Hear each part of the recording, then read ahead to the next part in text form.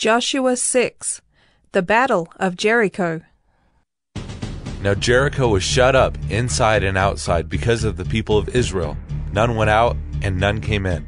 And the Lord said to Joshua, See, I have given Jericho into your hand, with its king and mighty men of valor.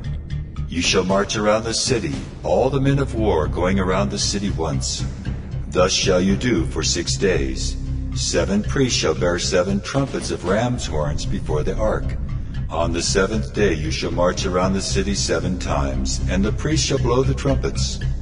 And when they make a long blast with the ram's horn, when you hear the sound of the trumpet, then all the people shall shout with a great shout, and the wall of the city will fall down flat, and the people shall go up, everyone straight before him. So Joshua the son of Nun called the priests and said to them, Take up the ark of the covenant, and let 7 priests bear 7 trumpets of ram's horns before the ark of the Lord. And he said to the people, Go forward, march around the city, and let the armed men pass on before the ark of the Lord.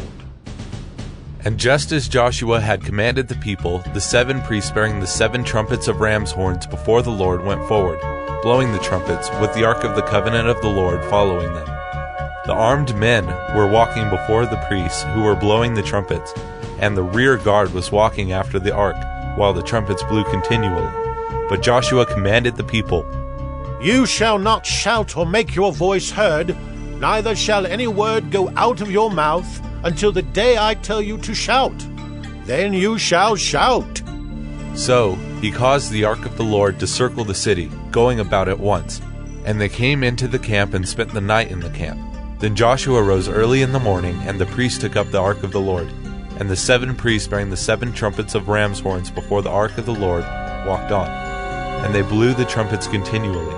And the armed men were walking before them, and the rear guard was walking after the ark of the Lord, while the trumpets blew continually. And the 2nd day they marched around the city once, and returned into the camp. So they did for 6 days. On the 7th day they rose early at the dawn of day, and marched around the city in the same manner 7 times. It was only on that day that they marched around the city 7 times. And at the 7th time, when the priests had blown the trumpets, Joshua said to the people, Shout, for the Lord has given you the city, and the city and all that is within it shall be devoted to the Lord for destruction. Only Rahab the prostitute and all who are with her in her house shall live, because she hid the messengers whom we sent.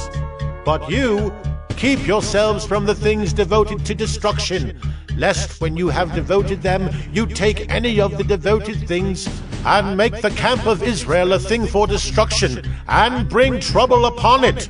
But all silver and gold, and every vessel of bronze and iron, are holy to the Lord. They shall go into the treasury of the Lord. So the people shouted, and the trumpets were blown. As soon as the people heard the sound of the trumpet, the people shouted a great shout, and the wall fell down flat, so that the people went up into the city, every man straight before him, and they captured the city.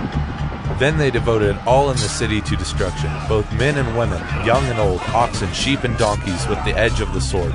But to the 2 men who had spied out the land, Joshua said, Go into the prostitute's house, and bring out from there the woman and all who belong to her, as you swore to her. So the young men who had been spies went in and brought out Rahab, and her father and brother, and brothers and all who belonged to her. And they brought all her relatives and put them outside the camp of Israel, and they burned the city with fire and everything in it. Only the silver and gold and the vessels of bronze and of iron they put into the treasury of the house of the Lord. But Rahab the prostitute and her father's household and all who belonged to her Joshua saved alive. And she has lived in Israel to this day, because she hid the messengers whom Joshua sent to spy out Jericho. Joshua laid an oath on them at that time, saying, Cursed before the Lord be the man who rises up and rebuilds the city Jericho. At the cost of his firstborn shall he lay its foundation, and at the cost of his youngest son shall he set up its gates.